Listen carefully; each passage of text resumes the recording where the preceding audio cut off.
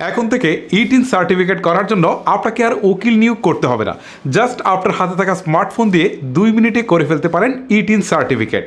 আজকের এই ভিডিওতে সম্পূর্ণ প্রসেসটাই দেখাবো। কথা না বলি, চলুন তাহলে মূল ভিডিও শুরু করা যাক।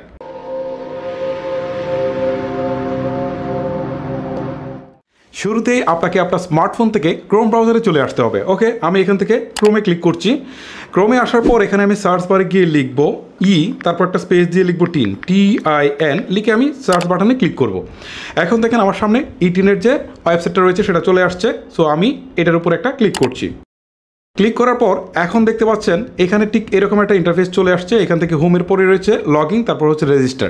আমাকে শুরুতে রেজিস্ট্রেশন করতে হবে। ওকে, আমি রেজিস্টার বাটনটাতে একটা ক্লিক করছি।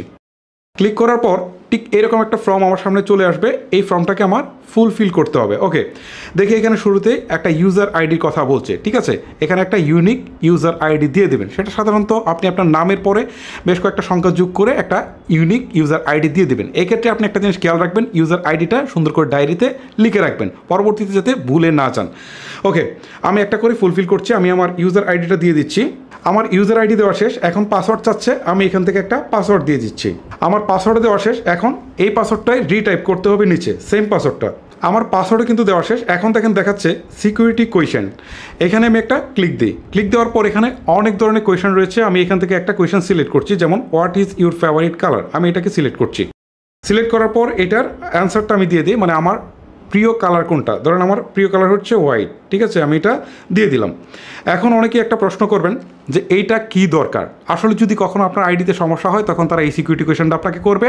আপনি সঠিক আনসারটা দিতে পারলে অবশ্যই তারা আপনার অ্যাকাউন্টটাকে ব্লক থেকে খুলে দিবে। ওকে, দেন কান্ট্রি চাচ্ছে, কান্ট্রিটা অটোমেটিক বাংলাদেশ সিলেক্ট করা রয়েছে। তারপর এখান থেকে একটা ফোন নাম্বার দিবেন যেটা সচল রয়েছে। আমি একটা ফোন নাম্বার এখানে বসিয়ে দিচ্ছি। আমার ফোন নাম্বার দেওয়া হয়ে গেল। নিচে আবার একটা ইমেল অ্যাড্রেস রয়েছে, এটা আপনি চাইলে দিতেও পারেন, নাও দিতে পারেন। তারপরে দেখেন এখানে ভেরিফিকেশন লেটার্স রয়েছে। এখানে একটা জিনিস খুব সুন্দর করে বসাবেন, উপরে যেগুলো থাকবে ঠিক সেইগুলোই বসাবেন। আমার এগুলো না, আপনার এখানে আরেক ধরনের কোড থাকতে পারে। ওকে, আমি এই কোডটা এখানে বসাচ্ছি। ওকে, আপনারা দেখতে পাচ্ছেন আমার সমস্ত তথ্যই কিন্তু ফুলফিল করা হয়ে গেল। এখন আমি রেজিস্টার নামে যে বাটনটা রয়েছে এখানে একটা ক্লিক করে দিচ্ছি। এখন দেখেন এখান থেকে আমার যে ফোন নাম্বার রয়েছে সেই ফোন নাম্বার একটা SMS গিয়েছে। এখানে একটা কোড রয়েছে, এই কোডটা আমাকে এখানে বসাতে হবে। ওকে, আমি এই কোডটা এখানে বসিয়ে দিচ্ছি। দেখি কোডটা কত। কোডটা হচ্ছে 66213। এই হচ্ছে আমার কোড। এখন আমি অ্যাক্টিভ বাটনটাতে একটা ক্লিক করে দিই। এখন দেখেন এখানে দেখাচ্ছে রেজিস্ট্রেশন কমপ্লিটেড। এখন আমাকে লগ ইন করতে বলছে। ওকে, এখন আমি লগ ইন যে বাটনটা রয়েছে এখানে একটা ক্লিক দিই। ক্লিক দেওয়ার পর আমার যে ইউজার আইডিটা আমি শুরুতে দিয়েছিলাম এইটা এবং পাসওয়ার্ডটা এখানে দিতে হবে। ওকে, আমি ইউজার আইডিটা এখানে দিয়ে দিচ্ছি। এখন আমি এখান থেকে পাসওয়ার্ডটাও দিয়ে দিচ্ছি। ইউজার আইডি এবং পাসওয়ার্ড দেওয়া শেষ। এখন আমি লগ ইন বাটনে একটা ক্লিক করছি। ক্লিক করার পর এখন দেখেন আমার সামনে ঠিক এরকম একটা ইন্টারফেস চলে আসছে। এখান থেকে আমি আপনাদেরকে দেখাই, এখান থেকে দেখাচ্ছে for e TIN registration or reregistration click here. আমি এই হিয়ার অপশনটাতে একটা ক্লিক দিই। দেওয়ার পর এখন দেখেন আমার সামনে কিন্তু একটা ফর্ম চলে আসছে। ঠিক আছে, এই ফর্মটা আমাকে ফুলফিল করতে হবে। ওকে, এখানে হচ্ছে ট্যাক্স পেয়ার স্ট্যাটাস, করদাতার ধরন। আমি এটার উপর একটা ক্লিক দিব। সো এখান থেকে আমার হচ্ছে ইন্ডিভিজুয়াল, আমি হচ্ছে বাংলাদেশি, এইটাই আমার সিলেক্ট করা থাকবে। অনেকের কোম্পানি থাকতে পারে, পার্টনারশিপ থাকতে পারে, যার যেটা থাকবে সেটাই আপনারা সিলেক্ট করবেন। ওকে, এখন এখান থেকে 2 নম্বর যে অপশনটা এইটাতে একটা ক্লিক দিই। ক্লিক দেওয়ার পর এখানে দেখাচ্ছে ইন্ডিভিজুয়াল বাংলাদেশি হ্যাভিং NID। ওকে, আমার এইটাই সিলেক্ট করা থাকুক, এইটাই আমার দরকার। তারপর হচ্ছে রেজিস্ট্রেশন টাইপ, এটার উপর একটা ক্লিক দেবো। এখান থেকে আমরা নিউ রেজিস্ট্রেশন করছি। ওকে, এইটাই আমার সিলেক্ট করা থাকবে। তারপর হচ্ছে পারপাস অফ টিন, কী উদ্দেশ্যে আমি টিন খুলছি এটা এখানে আমাকে দিতে হবে। ওকে, আমি এখানে দিয়ে দিচ্ছি, আদার্স দিয়ে দিচ্ছি। তারপর এখান থেকে দেখাচ্ছে মেইন সোর্স অফ ইনকাম, আয়ের প্রধান উৎস, এটার উপর একটা ক্লিক দিই। দেওয়ার পর এখান থেকে সার্ভিস দেখাচ্ছে, প্রফেশন দেখাচ্ছে, বিজনেস দেখাচ্ছে, যার যেটা সেটাই ফিল আপ করবেন। আমার সার্ভিস, সো আমি এটা সার্ভিসেই দিয়ে দিলাম। তারপর হচ্ছে location of main income source, এটার উপর একটা ক্লিক দিবেন।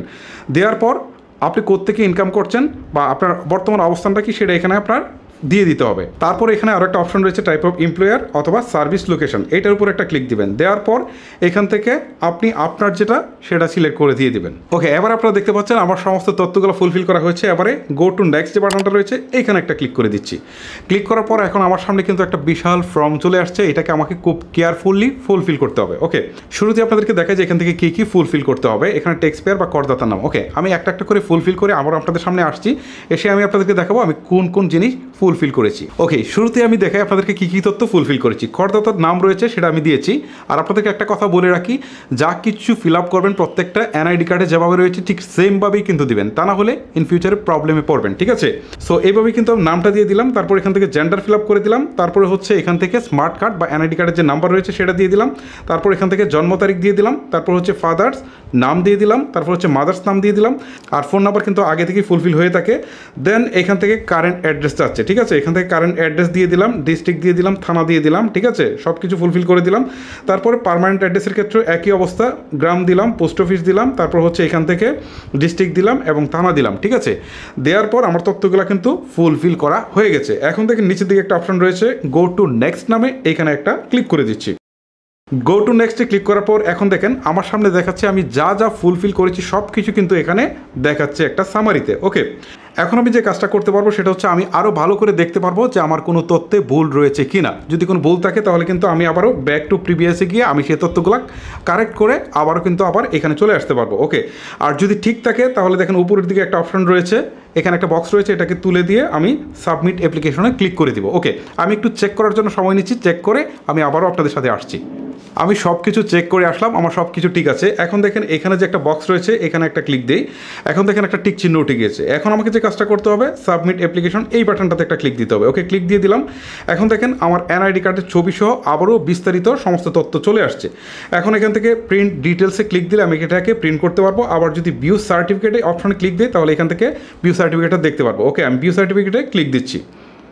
এখন আপনারা দেখতে পাচ্ছেন আমার যে টিন সার্টিফিকেট এটা কিন্তু কমপ্লিট হয়ে গেল, এখন এটা কিন্তু আমার সামনে চলে আসছে। ওকে, এখন এখান থেকে আমি নিচে একটা অপশন রয়েছে, সেটা হচ্ছে প্রিন্ট সার্টিফিকেট, আর একটা হচ্ছে সেভ সার্টিফিকেট, যেটাই করি আমি করতে পারবো। ওকে, আমি এটাকে সেভ সার্টিফিকেটে ক্লিক দিয়ে এটাকে আমি সেভ করে নিব, ঠিক আছে? দেন আমি এটাকে প্রিন্ট দিয়ে এটাকে আমি ইউজ করব। ওকে, এখন দেখতে পাচ্ছেন যে এখান থেকে আমার এটা কিন্তু অলরেডি পিডিএফে এটা কিন্তু সেভ হয়ে গেছে। আমি এটার উপর যদি একটা ক্লিক দিই তাহলে দেখতে পাচ্ছেন এই যে আমার কিন্তু টিন সার্টিফিকেট তৈরি হয়ে গেল। এখন এটা কোনো কম্পিউটার দোকান থেকে নিয়ে আমি যদি এটাকে কালারে প্রিন্ট দিই, প্রিন্ট দিয়ে কিন্তু এটাকে আমি ইউজ করতে পারবো।